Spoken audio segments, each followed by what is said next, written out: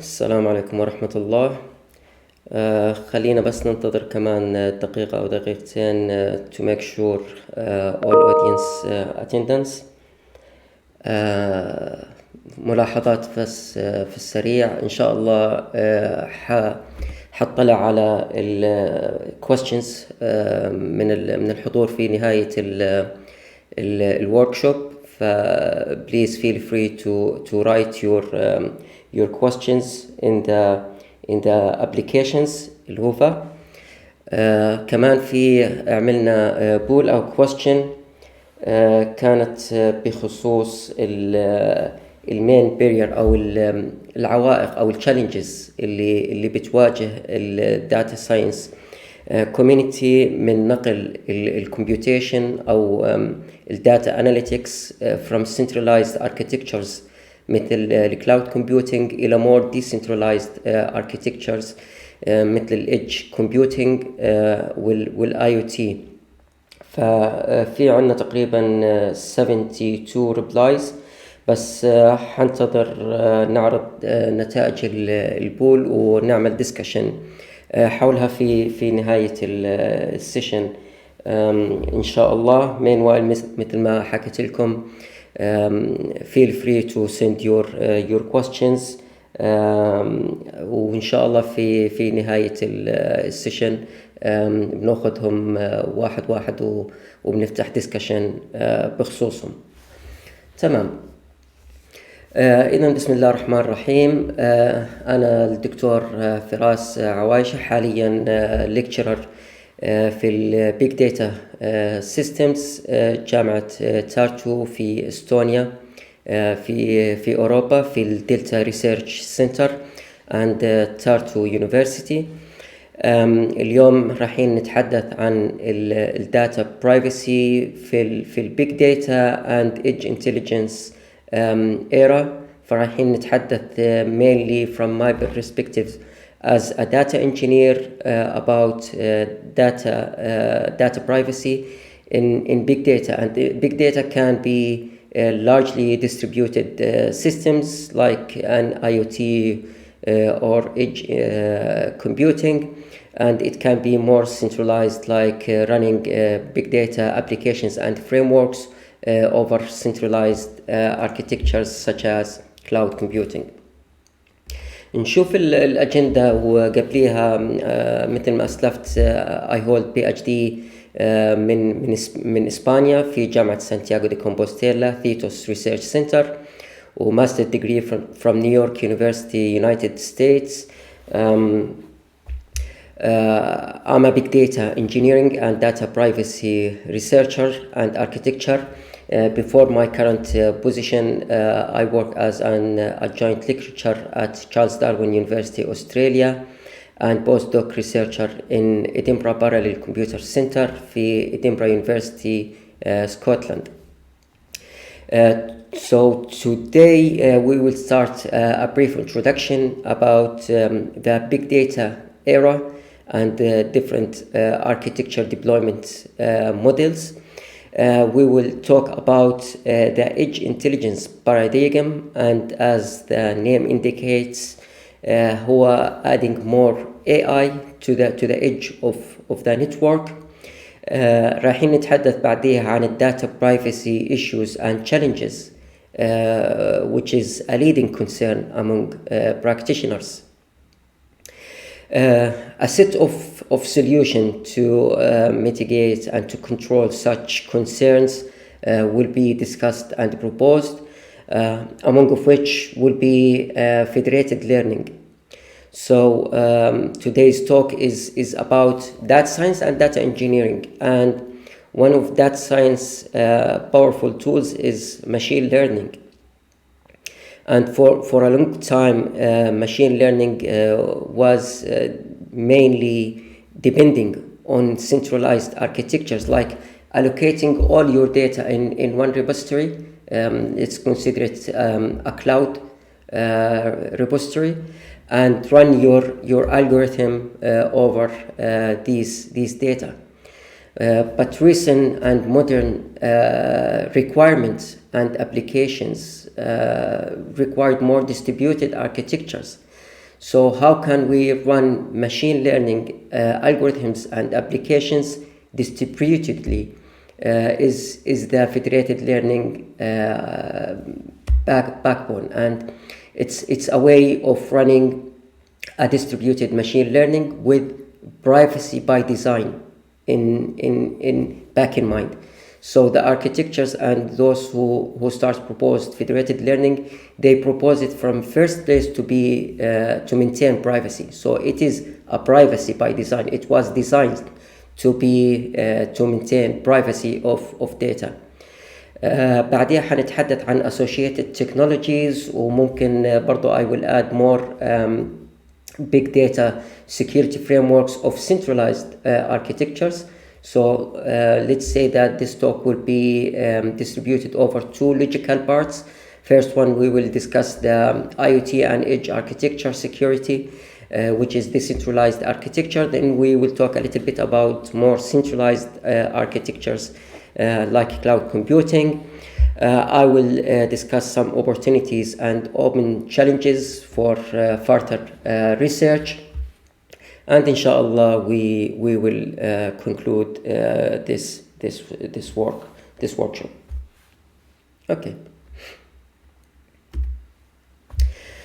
So, how big is our data? And let me start by defining big data. So one will assume that we can define a threshold that define a big data application. For instance, if we have zettabyte of data, we will call it big data. And I would say not necessarily. To start with, I always say that if traditional processing way become low performance with low latency, and you need to accelerate your feedbacks and your outputs, and traditional ways like traditional databases, traditional batch queue systems can't maintain your requirement, then you need to pick up a solution from the big data realm.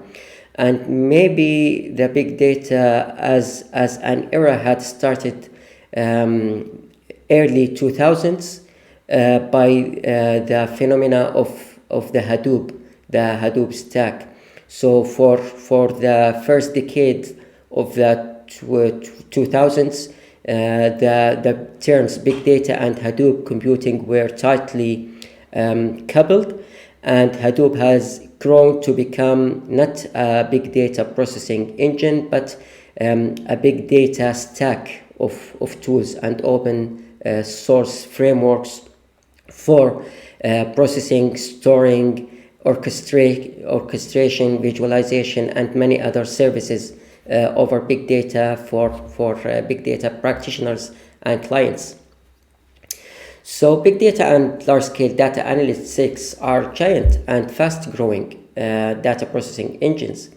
We are producing and allocating more than ever data. If you look at the figure in the right, it represents how many data we allocate in 2020 in a minute. So you can see that we're allocating and collecting a massive amount of data every 60 seconds, and maybe in currently data allocation patterns, in one day we allocate more data than a whole year back in the 90s. So different types of deployment architectures with various network models rather than the centralized model has been proposed. As I said, big data has a very strong relationship with cloud computing, and mainly motivated by the scalability and pay-per-use features that the cloud can provide. However, applying big data applications can be deployed over different architectures, high performance computing and supercomputing, for instance, which nowadays become known as High performance data analytics is a way. Running big data applications over grid computing and IoT architectures is another way. So allocating massive amount of data over centralized system is the dominant model. Like if you want to run an AI application, a machine learning application, any different processing model of big data application like micro stream processing with Apache Spark or batch queuing with MapReduce. Usually we will use centralized system like cloud computing. This is mainly because they represent a reliable resource and communication where you can maintain the security and privacy and control more the security surface and the vulnerability surface, since you allocate all your data in one centralized repository where you can have more resources to implement more complicated processes like encryption, etc. However, like modern requirements had introduced Internet of Things and Internet of Everything, which is a giant and fast-growing data generating engine. Like in 2020, the number of smart sensors actors at the edge of the network become a very massive computational architecture that one can't simply deny or ignore. So currently the estimations that we have more than 50 billion device and smart device at the edge of the network, ranging from mobile phones to laptops, across like sensors and actors. They could have some computational capacities or not, but still they are massively distributed and have some power. Many modern applications require high latency with almost real-time response. So keep allocating the data from the edge of the network and send them to a centralized architecture can come back with a latency. There's a golden rule in big data, which is try to keep your data local and minimum transfer your data only when it's required. And this was like moving data from server to server or from node to node, not particularly for IoT. But this particular rule is still applied in IoT. Imagine that you have a smartphone and you're running your text, your type on your smartphone. So you want to have a recommendation system that give you recommended words, for instance, if you have a typo or something. So if we want to keep learn this hybrid like natural language processing and machine learning application in the cloud, this can come back with a time latency. Or try to imagine a modern connected vehicle, a cloud of vehicles like smart vehicles. If we want to keep all the process in the cloud, that definitely will come back with a latency. So some modern application require real time and locally processing your data. So a meeting point between IoT and big data application is inevitable.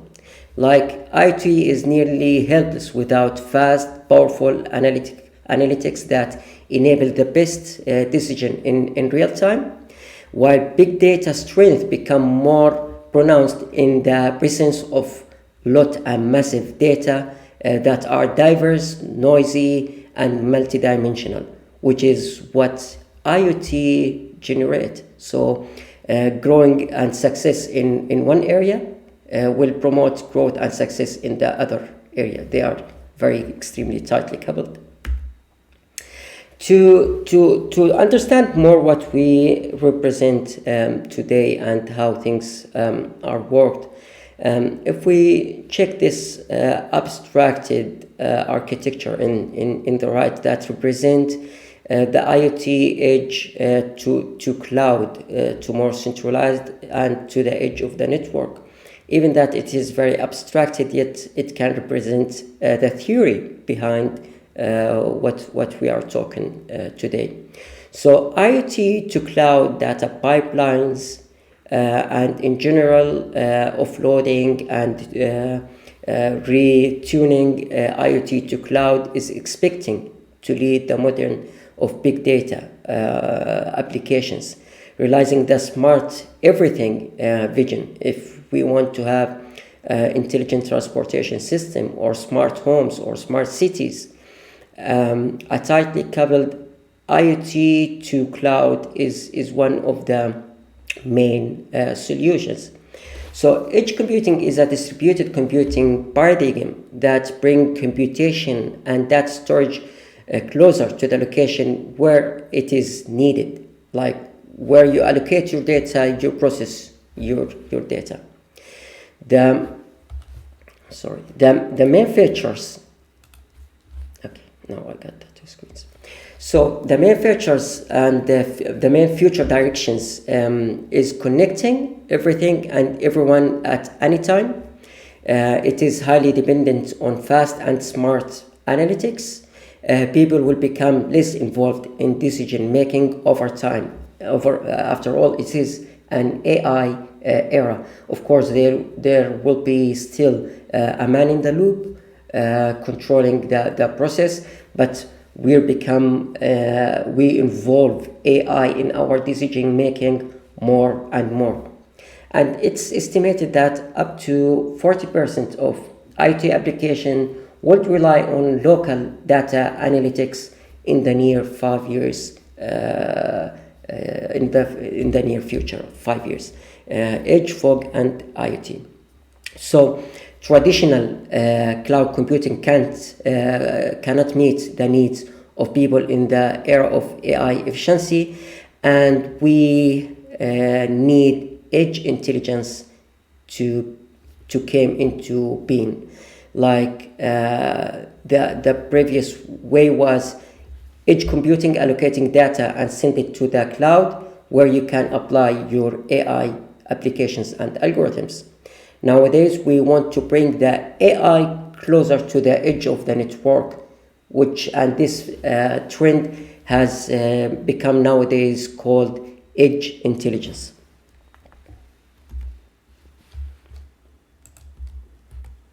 Okay, so the edge computing can be characterized based on its geographical distributed. So it is massively and large-scale distributed architecture. It is autonomous and smart, and we will understand later on what we mean exactly by smart. It is scalable, and in fact it is elastic, like it can be scalable horizontally, adding more resources to your architecture, and it is real-time interaction, or at least it is more preferable as much as it could be real-time. And of course, heterogeneity of the architecture. In more centralized models like a cloud, you can set your cluster to be homogeneous. But in an IoT and edge architecture, the heterogeneity is very, very huge. Like the amount of data in each point can be diverse. You can have more data in one node than the other, and the capacity, storage and computation in one node can be more than the other. So the goal is to unleash services, mainly data analytics, to the network edge, since the edge is closer to user than the cloud. So edge computing is expected to solve many of these issues. And artificial intelligence of things is another way to say intelligent edge or edge intelligence. So edge intelligence is expected to push AI computation from the cloud to the edge, enabling distributed, low latency, and reliable intelligent service that in the best case can match the centralized, or the goal is to match the centralized architectures. On the other hand, intelligent edge aim to incorporate AI into the edge for dynamic and adaptive edge maintenance and management. So edge intelligence or intelligent edge, and is there a difference between these two terms? In fact, there's might be a slightly different, like in edge intelligence, we mean that AI application runs at the edge, while intelligent edge, we mean that the edge itself becomes smart and autonomous and self-controlled environment.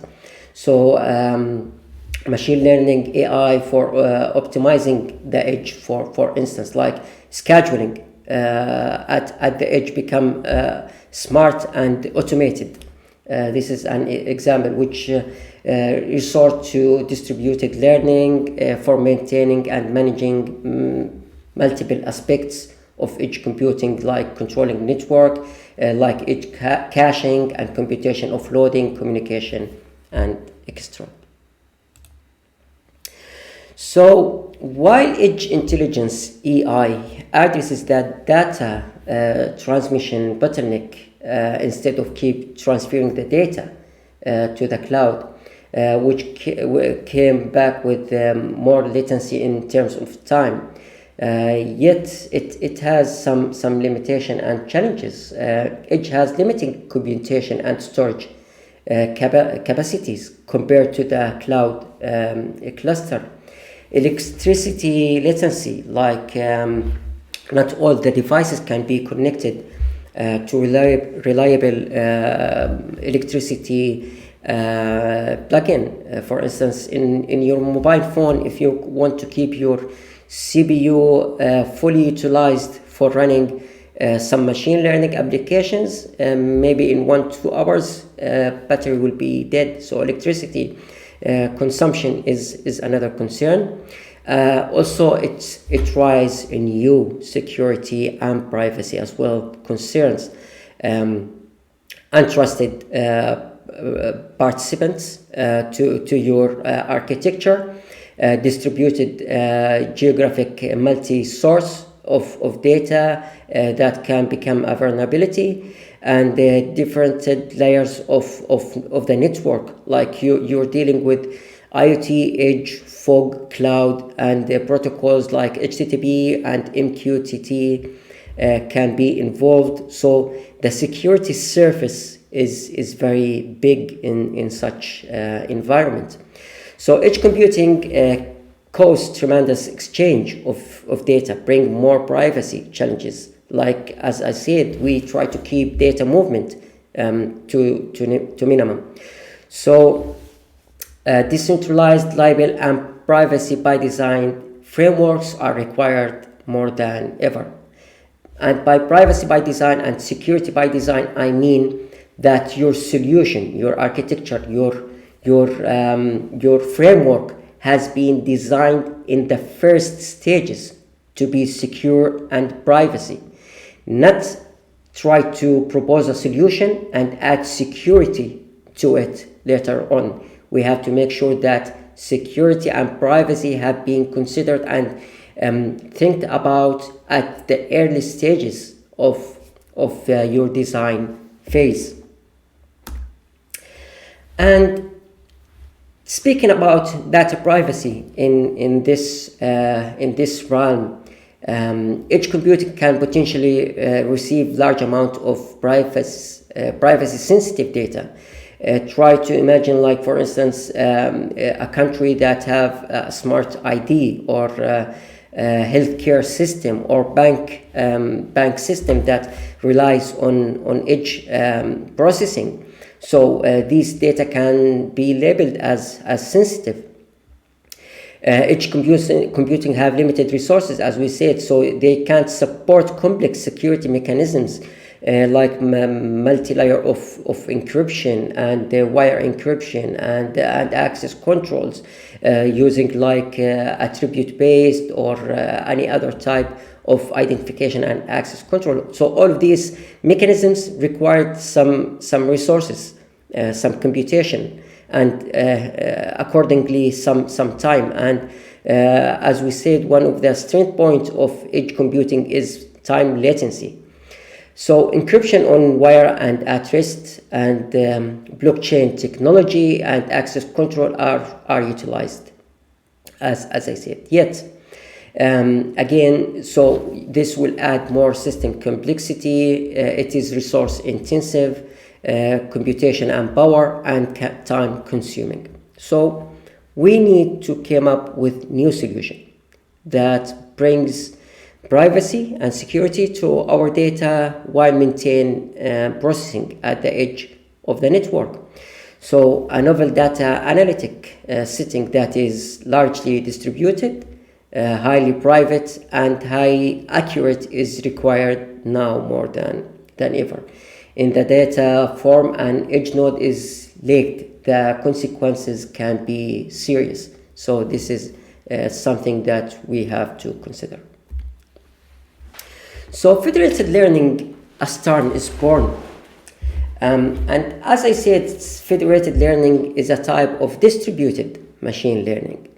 So it addresses the previous concerns. And by definition, federated learning is a machine learning technique that trains an algorithm across multiple decentralized edge devices or servers holding local data samples without exchanging them. So you keep your data locally, you don't exchange your data, and you run the same model across these distributed nodes, and in somehow you can make other nodes participating in the architecture or in the system learn from each other, and we will see how that can be done. So federated learning enables multiple actors to build a common and robust yet a distributed machine learning model without sharing the data. This allows to address critical issues such as data privacy, security, and data access right, and access to heterogeneous data that the edge network can provide. So in this architecture is non-independent and identically distributed data across devices. So the heterogeneity, this indicates the heterogeneity of the data in the nodes.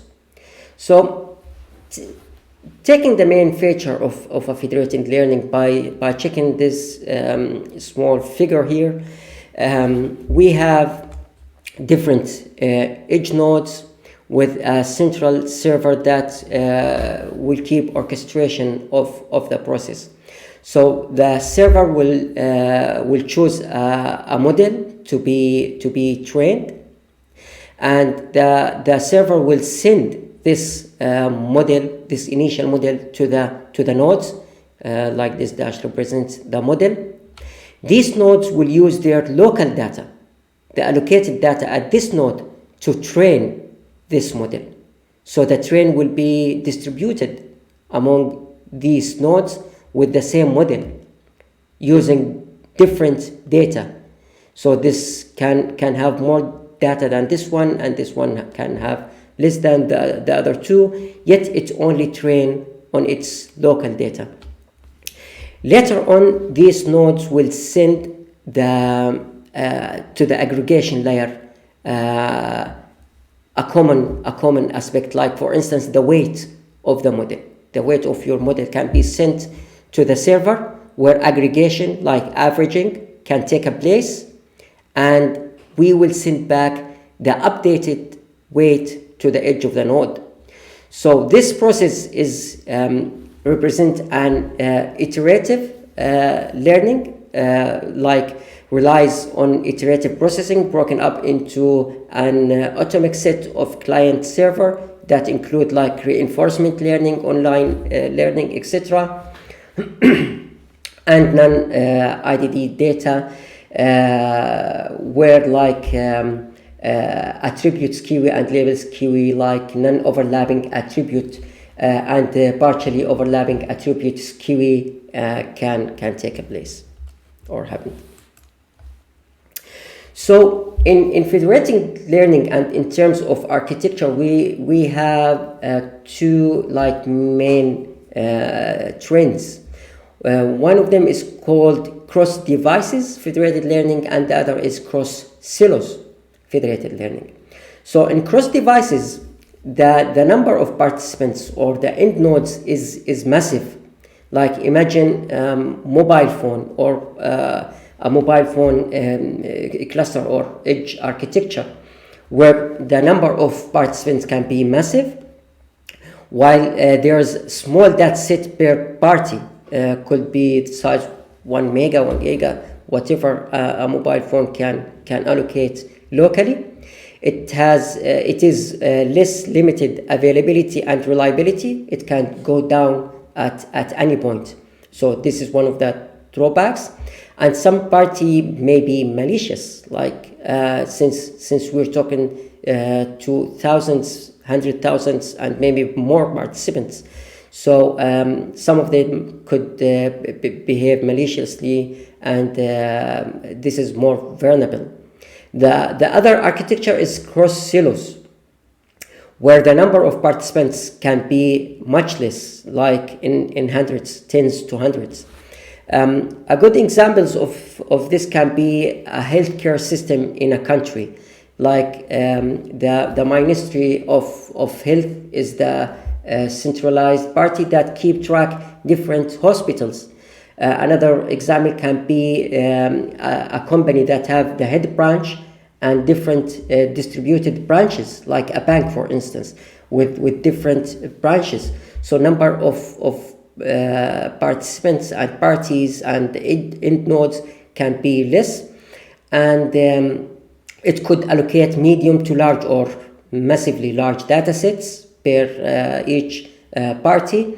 It is more reliable and almost always available, since it's more controlled environment, and parties can typically honest, but again, this is not 100% guarantee. At least from security perspective, you can't say that it is fully controlled and secure. So, let's see how a typical federated learning algorithm will run on before we dive insights into the algorithm and the equations of such a model. So as we said, we have several edge nodes at the end of the network. They collect data locally, like they don't share data at all, only the data that this device or this party have.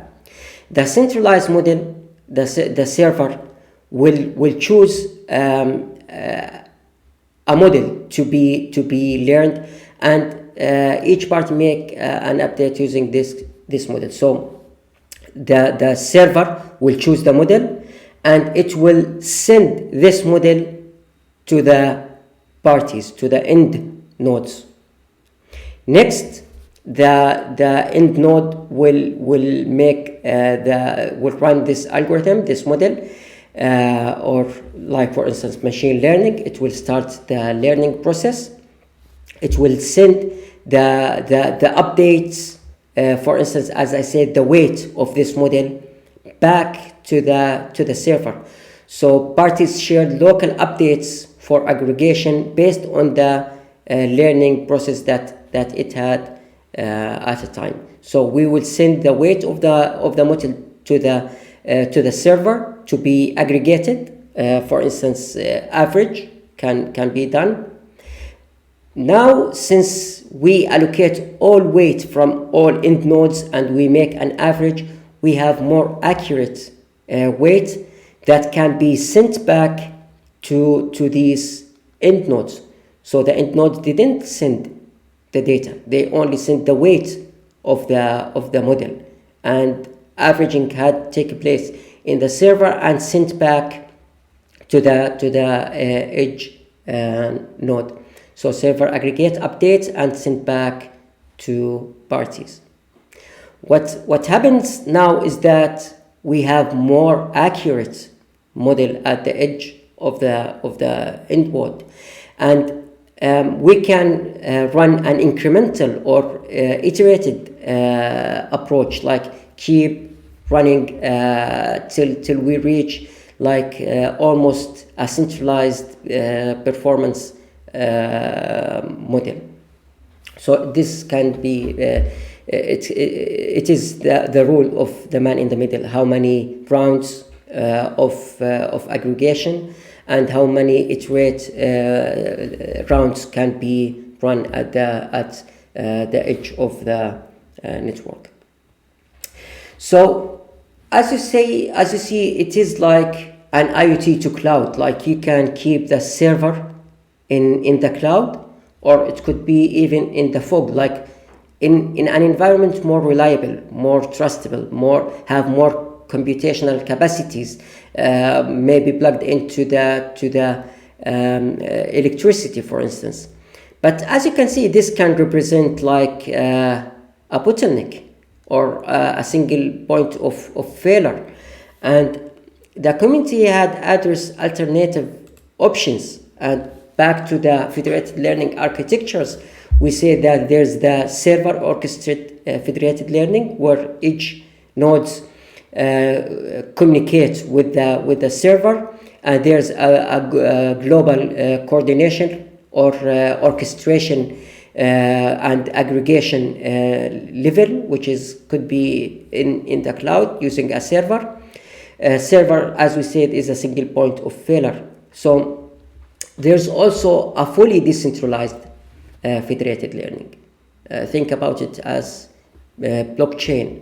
Like there's no server that keep allocate and aggregate the updates, yet all the edge nodes are peer-to-peer, and the device-to-device communications take place where no global coordination or local aggregation can be found, yet you share the weight of your model among your peers, and they will make the average with more iterative and more incremental way, and at the end we can reach the same goal, which is more accurate model.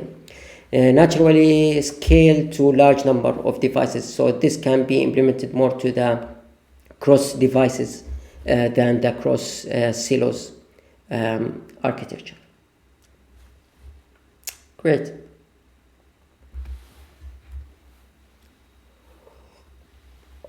So as you can see, even that it is a new trend, like federated learning have been proposed 2016, yet it's gained the community attention, and an actual work had started like 2018.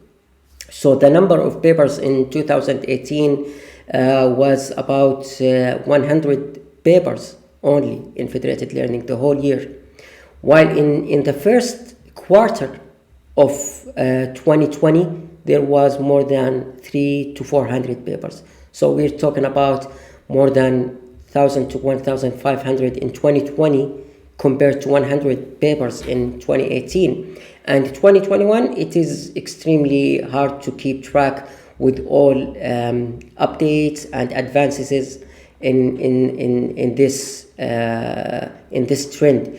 It include networking advancement, communication advancement, aggregation algorithms, end node scheduling, and much more. So it is hard to keep tracking and to keep up with all the development. Yet it's worth to study, at least in an abstracted way, the federated learning as as an expert in big data, I can say that federated learning is becoming a booming solution, and it gained much momentum. So we're now talking about, after we talked about the architecture of this solution, a very key component is the aggregation of layer of this, or aggregation process of this solution. So one of the most common way is Fed average or federated average algorithm.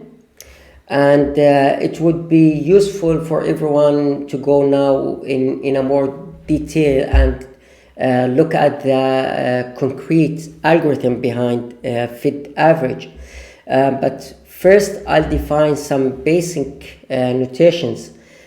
For more formally, we will consider a set of key parties or clients, where each party K hold a dataset, day key, or K, sorry, which is made of NK points, and the number of data points is not necessarily the same across all parties. One can have more than another, as we said earlier. This is part of the heterogeneity of the federated learning in practice and in principle.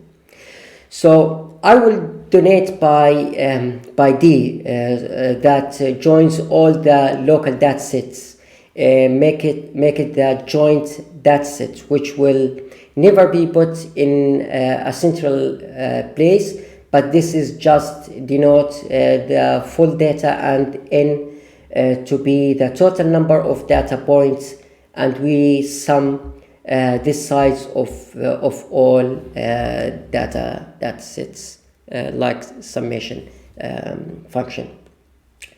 So and what we will do over here is we focus on the problems that can be written in the form of minimizing an object function that depends on the data as some parameters, theta. That here we assuming in RP. So theta represents the model parameters, or in another way, the weight of the logistic regression, or the weight of deep neural network, something like that, and hence can be applied to various methods. So this abstracts the problem by writing as the weighted sum of the local cost function. And the function fk is the sum over all fk's, which is the local cost function of party k or client k, and depends only on that set dk, the associated dk, that set of this party. This is weighted by the size of that set and the local cost fk, the sum of some cost on each of its data points. And lastly, this is in general, and generally speaking, covers a broadcast of machine learning problems, but not all of them. So if you put everything together, and if you collect the pieces, you get the average cost on each data point, where in this case each data point give the same weight no matter which party got from. And this is maybe an open challenge that we can discuss it later, like if we can prioritize or ranking the nodes contribution, like when you have more data, your algorithm can be more accurate, etc., than treating them all equally.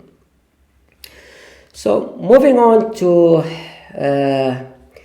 the concrete algorithm, and now we got the notations, and let's move on to the as I said, algorithm that represent the Fed average piece of code, which is very commonly used algorithm, which is also in the community called local SGD.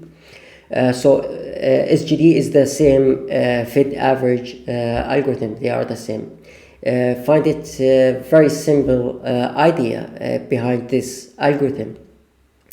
So we are seeing what in the left algorithm, what's happening in the server side, and we will assume for now a server orchestration setup, not a peer-to-peer or fully decentralized architecture.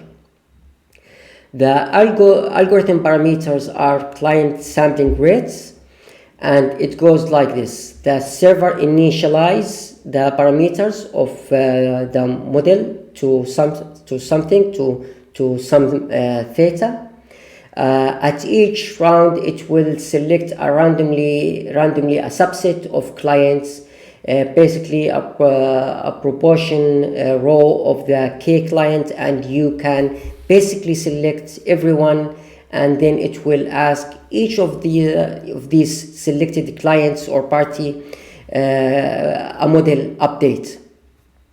So server allocate all updates and perform a weighted average of the model updates by clients. And we can see the client work on the right algorithm, which is in the client side. It will run like e-rounds, and you can control e-round how many rounds you want to run, making some learning rate, and then send the updated parameters to the server. So when E, the round set to be 1, it is equivalent to classical parallel SGD or Fed average. While when you increase the number of these rounds, each client perform a multi-local SGD setup, like incremental learning, and before communicating with the server. Right. So some applications, if this architecture had grabbed your attention. So scalability of algorithm to large number of parties, like mobile phones and IoT, smart homes, smart health, smart electricity, maybe even defense industries and industry IoT in general. Like, it can serve a very broad spectrum of applications. Federated learning techniques and its applications, as I said, in healthcare. For instance, if you want to train your model for cancer detect, and still you don't want to share your patient photos and data, so you can train your model locally in the hospital, send the weight of this model to a centralized that aggregate the whole data, the whole weights from all hospitals, and update your local model for more accurate application. Also, federated learning and its application for recommender systems and natural language processes, as I said, in your mobile phone while you are tapping or recommending some advertisement, etc. Federated learning and its application in smart transportation, obviously intelligent transportation systems, Internet of Vehicles, connected vehicles, and cloud of vehicles are one of the most beneficial application of such a solution. Like, try to train your vehicle locally and aggregate all the weight and update your model. Also, as I said, in industrial IoT and in energy prediction, in smart energy, smart homes, smart cities, you name it.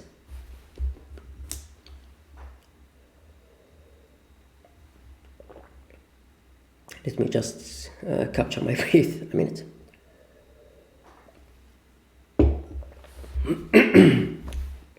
Okay, so after we saw how federated learning can be privacy by design, in the first place it didn't send data of your local data to any other party or client, so it maintained data locally. So this is privacy by design. But now what we will look at is associated technologies that came with the big data run. Like if you look at the general view of big data, we almost touch the top of this run in terms of infrastructure, different different service providers like Cloudera, Hotel Networks, and Amazon Clouds are server providers. Different analytical stage can take place, like visualization, machine learning, AI, and you can run several frameworks ranging from Spark to MapReduce to data streaming with Storm and Flink, and NoSQL databases like Cassandra, CoachDB, MongoDB. So it is a very wide spectrum of applications, of tools, of layers, like running business intelligence on top of processing and post-processing stages. So now I will give like also a brief background about data privacy in the general big data in a centralized way. So big data security and privacy can be characterized mainly by provide easy of use mechanisms at scale. Like scalability is a very important aspect in big data. In centralized architectures, you can scale vertically and horizontally, like add more nodes to your cluster or add more capacities and resources to your node.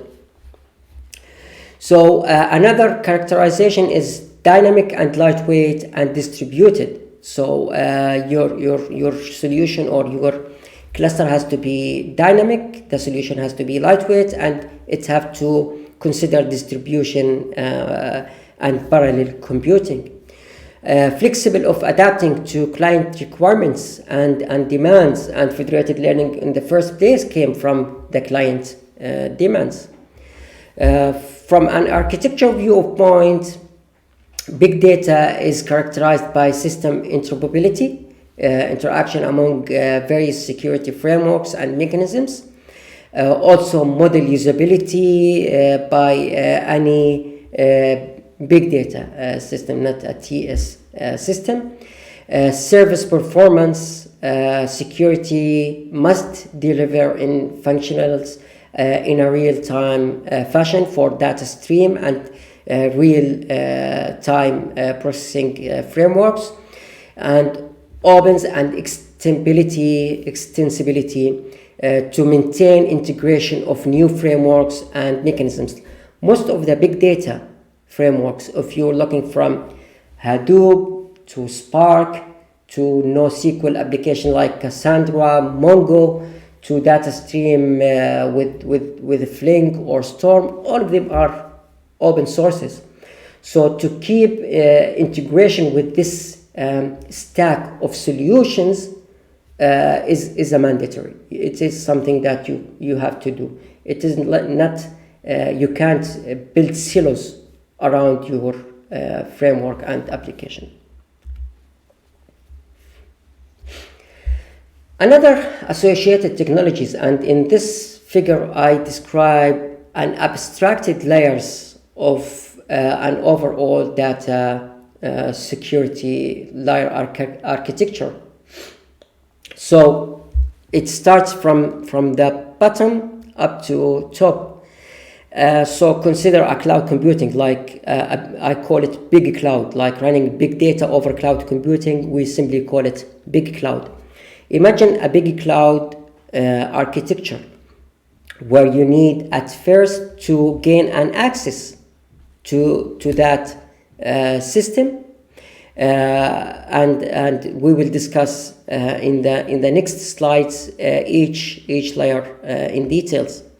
So access control that include authentication and authorization, integrity while transferring data, governance over data and metadata of the process of processing stage, availability, so it is more related to trustworthy environment, but availability and lifecycle management, and on top of that, confidentiality, like using encryption with different approaches.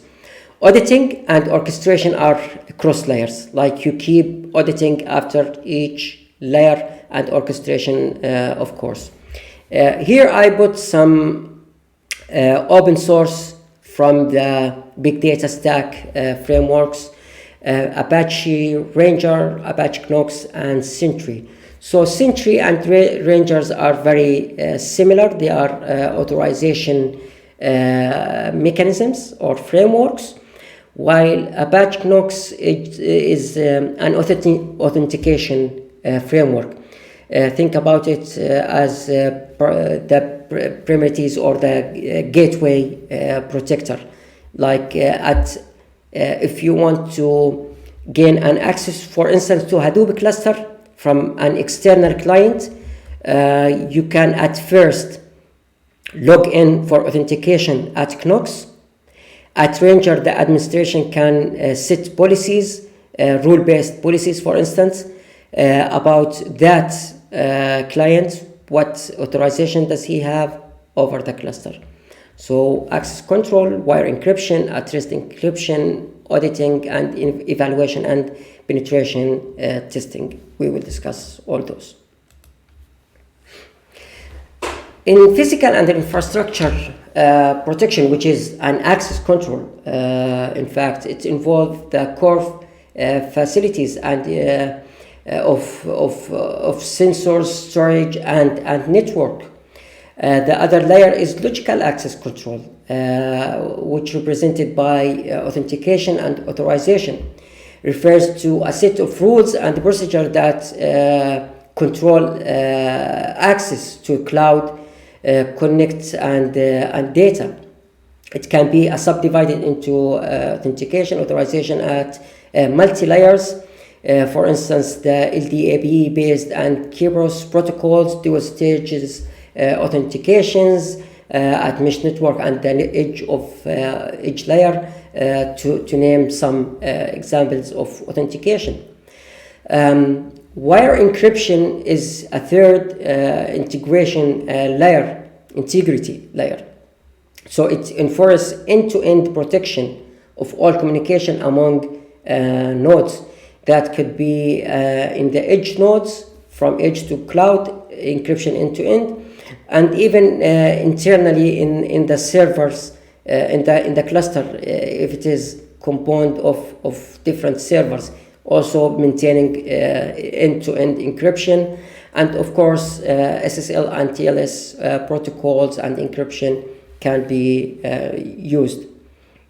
For at-rest encryption, most big data frameworks like Hadoop use transparent data encryption, data at halt protection, or data at rest encryption. So as a security tool, it fortifies data confidentiality by ensuring that an authorized entity can only access the system using traditional encryption tools or multi-layer encryption. Transparent, as I said, data encryption, blockchain of things, and identity-based encryption and attribute-based encryption are other examples. But in Hadoop, at least in Hadoop environment, you can set a transparent data encryption over the whole file. You know, the backend storage is HDFS, or the Hadoop distributed file system, and by using TDE or transparent data encryption, you encrypt the whole file path. So if you encrypt a file, all its children or dependencies will be encrypted as well. Next stage is editing and analysis. Refines editing, governance, and compliance control. So compliance is to verifying the commitment of service provider to follow specific legal requirements and standards like smart contracts and policies that can be set by administration with hearing the client's requirement.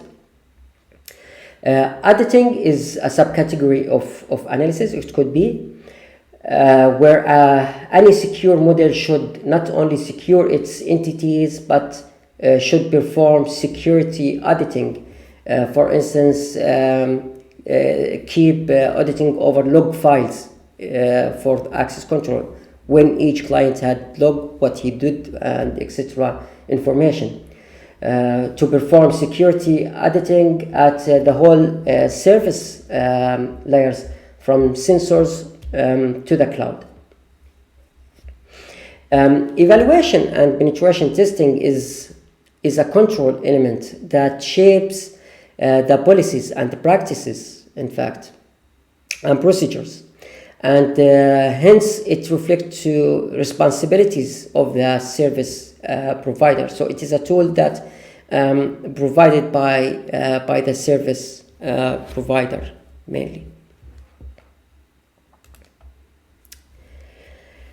What open challenges that facing the community now? It is a very broad challenges, but to narrow a bit and name some. Scalability of algorithms to large number of parties like mobiles, IoT, sensors, wearable sensors, etc. is extremely hard to keep. You need a very robust access control to start with, and it has to be. It has to not affect the performance of your application. Like the security layer has to be a very time intensive procedure.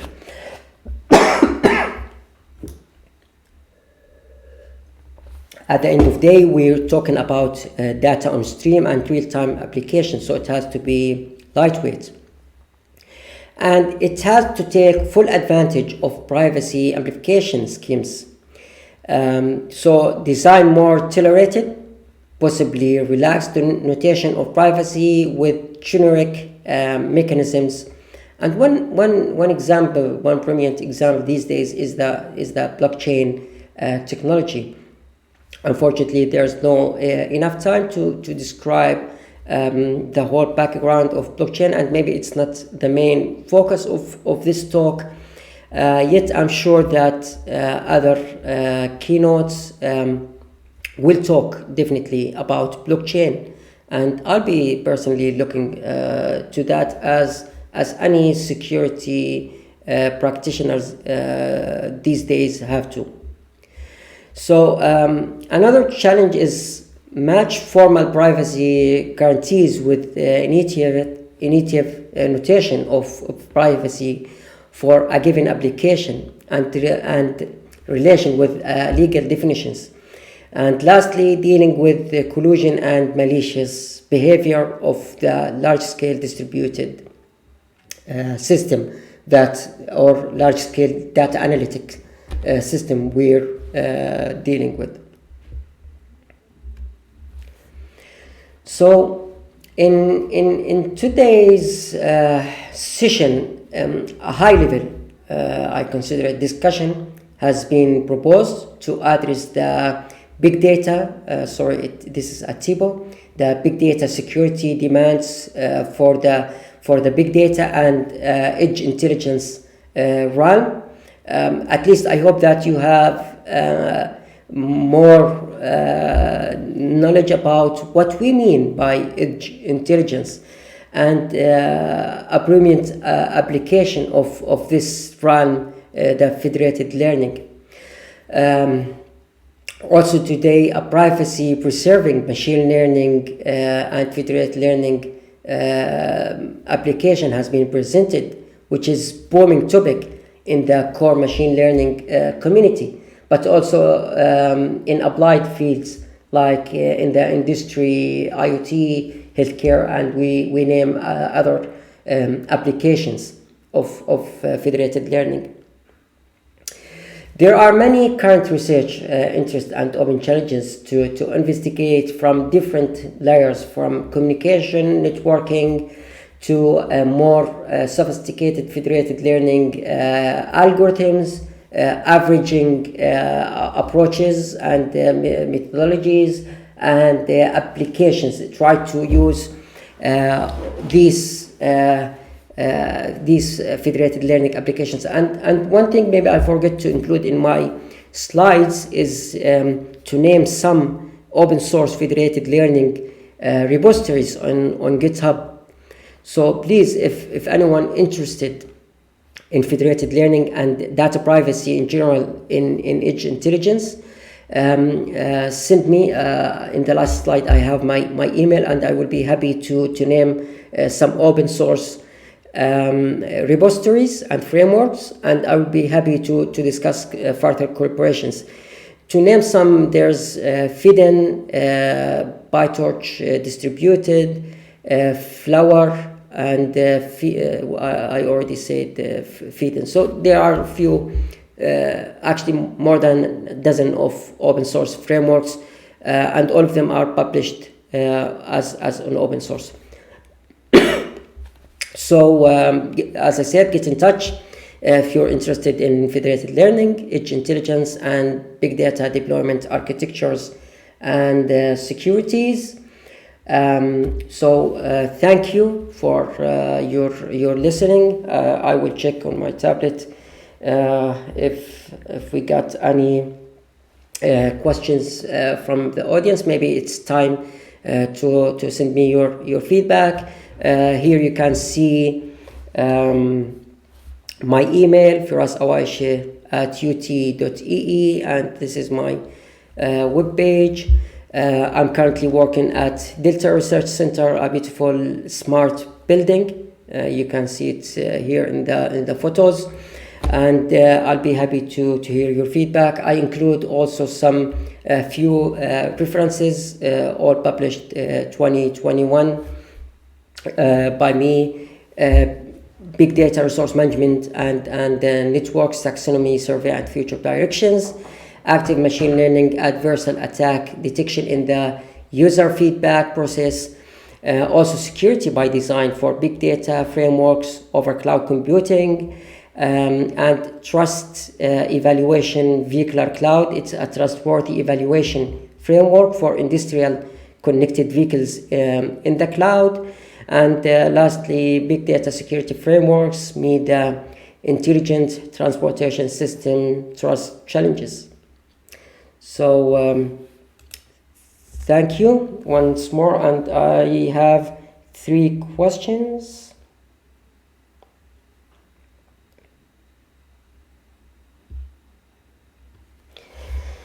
So one question, unfortunately, I don't see the names of the questions, so I will read those questions. 1, are there any open source implementations for the federated learning? And I believe that we discussed that. Yes, there are many federated learning open source repositories on GitHub.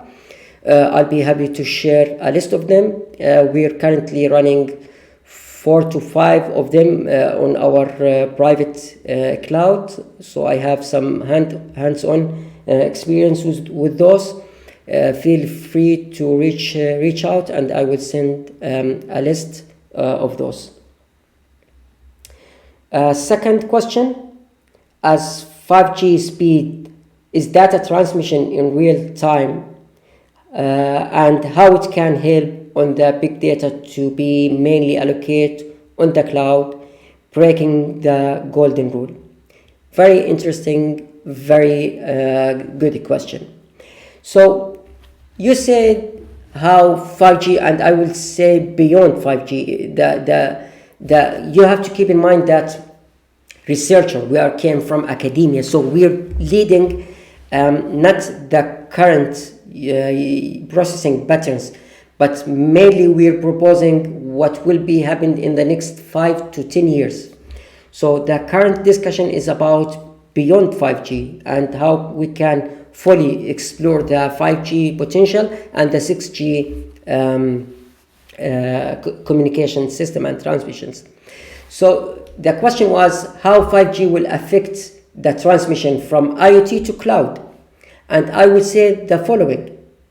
Imagine how 5G and beyond 5G communication can affect the edge itself, like two vehicles coming across each other and communicate about traffic, for instance, about an accident ahead or etc. So the beyond 5G communication is still very worthy and very interesting, even in the edge layer. Of course, IoT to cloud using beyond 5G networking and communication will facilitate much, yet even at the edge layer in the wireless sensor networks, in the mesh networking like SDN, NVF and slicing, the virtualized networking layer, 5G and beyond 5G is another hot topic to be discussed. So unfortunately, I see that the third question has been deleted. Maybe we had addressed it while we was talking. So I believe that we don't have any further questions. So I will go on to the question that I asked in the beginning of this talk and the poll of my session, and we had 88 responses. So the question was, what is the key challenge of data analytics for moving computation from the cloud to the network's edge, where data is allocated in an IoT? So the question was, what is the main challenging that doesn't make the practitioners sending or making data analytics at the edge of the network? So 51 out of the 88 replies was security concern.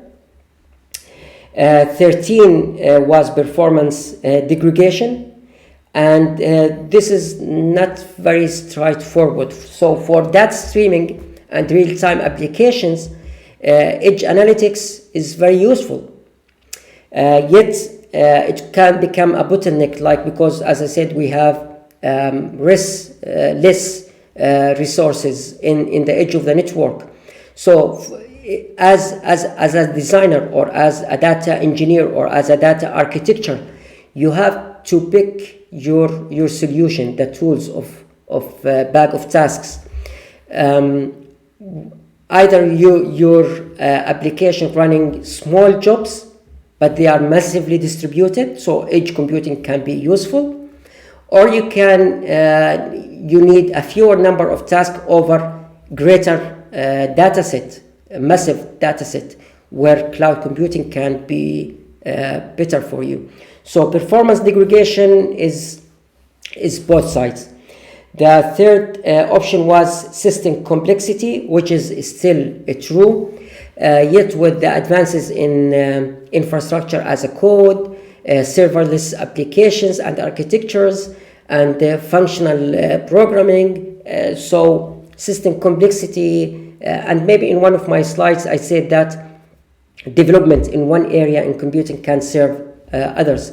So development in large-scale distributed system processing and microservices and serverless architectures will help to facilitate edge processing, so which maintain the complexity as well. And there's the fourth question option was other, and 6 out of 91 says that it could be others. So I can say that 60% of the replies was security concerns, and that is in fact true. You can't send your application to be run in edge nodes without having security as a main concern. And in this brief session, we saw how we as a big data community try to handle and to address this problem. One way is making distributed machine learning without sharing the data. This will maintain your data. Yet what about man-in-the-middle attacks? Like one can sabotage the server. Or what about malicious clients that send false weight of the model? So yeah, there still be some open challenges, and it's our role as researchers, as cybersecurity and privacy to come up and address these concerns. So I will wait another couple of minutes to see if you have any other question.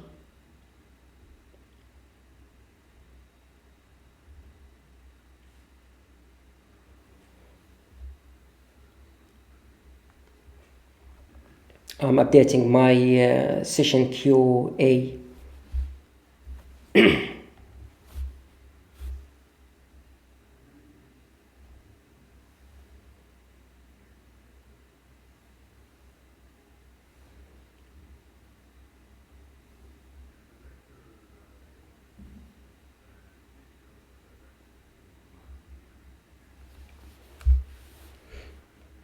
Okay, I think that this concludes this session. Thank you for your patience and for listening. I always prefer face-to-face and at least interactive sessions. Yet I'm very happy that we had did this, and feel free to send me your feedback on the email. I'll be happy to discuss collaborations. Thank you, everyone.